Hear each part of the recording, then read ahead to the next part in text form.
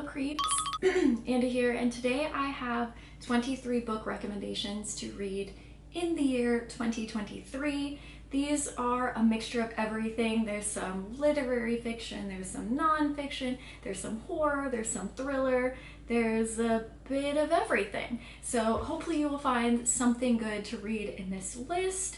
And these are in no particular order. A lot of these are my favorite books. Some of them are the best books I read last year or in recent years. And some of them are just books that I always go back to. So here are my recommendations for 2023. Please feel free to leave yours down below and let's get into it. So starting off strong with Fear and Loathing in Las Vegas. This is by Hunter S. Thompson. I'm sure everybody knows what this book is about. At least probably most people have seen the movie, but Hunter S. Thompson has his own unique gonzo way of writing. It's like a journalistic mixed with personal experiences. It's very interesting. I absolutely adore Hunter S. Thompson and I think this book is absolutely worth picking up. And some of these are books that I want to revisit in 2023 as well. I definitely want to reread Fear and Loathing because I adore that book and it's been a while since I've read it. Next one I have is Plato's Symposium. So this one's interesting because it's basically a bunch of talk from Greek philosophers on the meaning of love and what love is. It says Plato imagines a high society dinner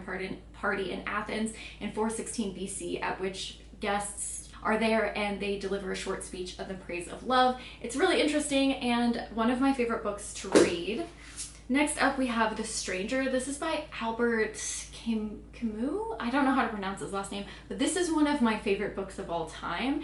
This book is so interesting. It starts off with a man, it's kind of just like a piece of his life, like you just get to see what happens in this man's life.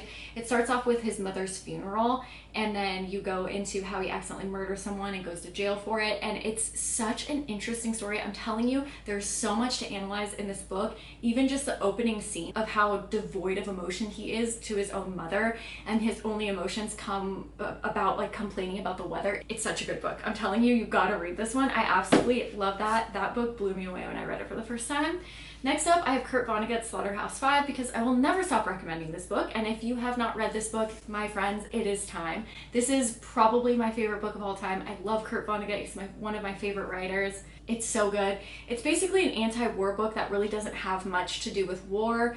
Instead, it's told through aliens and an optometrist, and it's such a weird way to talk about war without really talking about war. It's honestly a genius book. I read this book and I was like, oh wow, that is how you write a book. Such a fantastic book.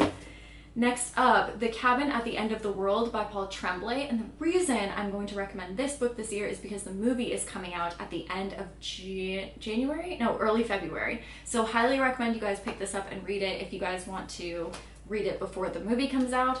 Otherwise, if you don't, I will be doing a movie versus book comparison on this as soon as the movie comes out, and I'm going to reread it too just to make sure I don't miss anything. Next up, we have The Devil All the Time by Donald Ray Pollock. You guys know if you've seen any of my videos how much I adore this book. This was made into a movie. I have a movie versus book on this, I think, so I'll leave that linked down below. But man, this book is tough to read. It's just rough. Like there's a lot of horrible, horrendous things that happen in here. It's brutal. It's just brutal. And it's just about a small town and how everybody how everyone just kind of screws each other over. There's murder and a lot of disturbing stuff that I won't mention. And did I mention murder? And there's also some lying and cheating and stealing and did I mention murder? There's a lot that goes on in this book, but especially murder. So highly recommend that guy. Next up, I have Clive Barker's Books of Blood. If you have not picked up a Clive Barker book, highly suggest this guy. He is the writer who wrote the novella The Hellbound Heart, in which Hellraiser is based off of. And he has a lot of great novels, but this one's just like a good get a feel of Clive Barker's twisted mind. It's just a bunch of short stories and they're all really fantastic. There's some that were movies like The Midnight Meat Train and things like that, and other ones that haven't been turned into movies that are still fantastic to read. I love Clive Barker. He's one of my all-time favorite writers, and so I will always be recommending his books forever. The next one I'm going to recommend is this one, Horrors 365 Scary Stories. Get your daily dose of terror. And the reason I'm recommending this one is because I have decided to read this book this year, so I'm reading one story each day from this, and so far it's been really fun. So yeah, pick up a copy and read along with me if you guys want something to read. That's really short. They're like a page, 2 pages long, and they're just fun, cute horror stories. I bet you'll never guess what's next. American Psycho by Bret Easton Ellis. I absolutely love this book. This is one of my favorite books ever written. I think it's genius. I know a lot of people have a hard time reading it, and so I'm gonna try to just shove it down your throat as much as possible so that more people give it a chance, because I think it really is a genius book. It's well written, it's amazing, and I think that I just don't think it's given the love that it deserves. I think everybody knows the story of Patrick Bateman, so I won't go into too many details. But the next book that I want to recommend, my friends, I am very excited about. So this one I don't actually have because it hasn't even come out yet. I think it comes out January 17th or something like that. But Bret Easton Ellis is releasing another horror book called The Shards, and he has not written a horror novel since American Psycho. I am so beyond excited. I love Bret Easton Ellis. I am so excited to read that book, so I just wanted to include that in the list as well, in case you guys are BEE fans like me. So yeah, keep a lookout for that if you guys want some more American Psycho type feel books. It seems like it's gonna be a book like that, so yeah, very excited. Next up, I'm going to recommend The Terror for you guys to read. This is by Dan Simmons. I read this book last year, and this was my favorite book that I read all of last year. So I had to include it on this list in case you guys haven't read this. I've talked about this so many times on my channel. I apologize, but I just have to. I have to keep talking about it because it really did blow me away. It's a historical fiction about 2 ships that go to the Arctic and get stuck, and all the horrendous things that happen to the crewmates, along with some supernatural stuff as well. Fantastic novel. Honestly, one of the best horror books I've ever read. Next, I have Marcus Aurelius's Meditations. I mean, the book is, that's what it is. It's just meditations. It's just little things that he says, and there's a bunch of different topics he talks about. I mean, life, death, burial, children, character, compulsions, eternity. I mean, there's just so much in here. I just love reading works from ancient philosophers. I think it's really interesting, and this one's always good to just pick up and flip through. Next up, I have The Bell Jar by Sylvia Plath. This one is not an easy read, I'm not gonna lie, and there's a lot of really tough subjects in here, and it is like a really sad, horrible story, but I think it's an important one, and you just follow this young girl on her route through college and all the horrible things she experiences. It's just a heartbreaking story, but I think that it's worth the read. Just, you know, be in the right mind when you pick up this book. It's definitely not like a lighthearted read by any means, but I think that it's a fantastic book. The next one I'm going to recommend is The Exorcist by William Peter Blatty, and the reason I'm recommending this one is because there is a new Exorcist movie coming out, I think it is this year, so you know, might as well read some Exorcist and you know where the story came from and how it evolved into the films, and then to see what it's becoming nowadays. So I think that I will probably revisit this one as well this year before the movie comes out. The next one also is Dark Harvest by Norman Patridge, and the reason I wanted to recommend this one is because this movie was supposed to come out last year and it never did, so I'm hoping it comes out this year, and in which case it would be good to watch the movie or read the book and see where it came from. But this is about a little Halloween boy with a pumpkin head that comes to wreak havoc on a town on Halloween. It's a cute little story, but I think that it would be cool to read the book before watching the movie, and hopefully it comes out this year, although there haven't been any updates since it was supposed to release last year, so I don't really know what's going on with that guy. But anyways, let's move on to the rest of the books. Next up, we have The Complete Stories of Franz Kafka. Again, one of my favorite authors. I've talked about this book a lot before, and it's just a bunch of short stories, but man, are they so good. And he has a really interesting writing style. A lot of his writing revolves around this like frustrating, bureaucratic lifestyle. They're really interesting to analyze, and yeah, one of my favorite writers, so I thought I'd recommend that.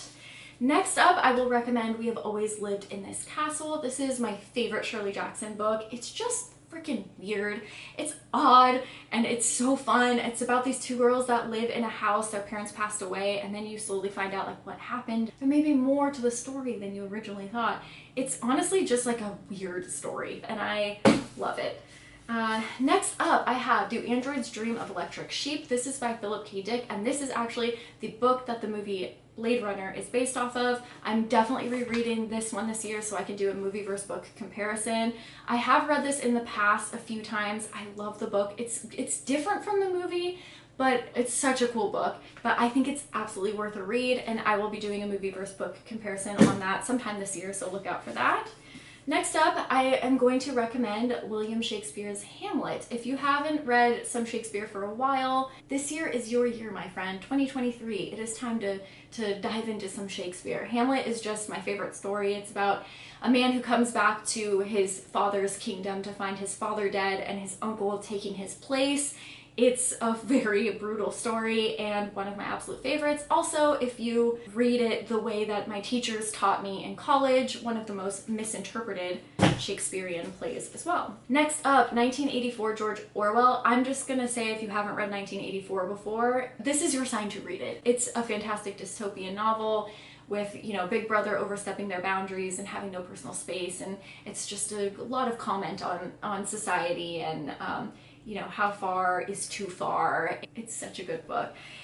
Next up, The Portable Dante. Dante's Inferno specifically, it's part of the Divine Comedy, which has 3 parts, but I'm specifically going to recommend Dante's Inferno because that one is the most brutal and interesting in my personal experience. Dante explores the different rings of hell and sees why people are there and the horrible or not so horrible crimes that they committed to have horrendous things happen to them. This is one of the most brutal books I've ever read. Just know that there's a lot of like history and name dropping and stuff in there, so I recommend picking up something that has a lot of footnotes. You can kind of figure out who he's talking about, but otherwise a fantastic book, one of my absolute favorites.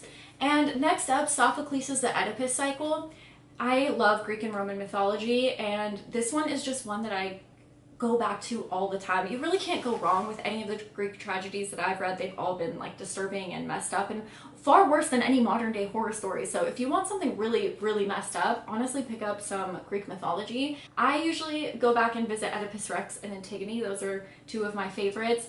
But Oedipus Rex is about a man who was destined to, well, I guess it's like a self-fulfilling prophecy where it's told to a man that his son will one day murder him and marry his mother, and then you go along the story. I don't want to give too much away. And then Antigone is a really heartbreaking story about a young woman who is just trying to protect her brother's honor and ends up in some really bad situations. So there's that.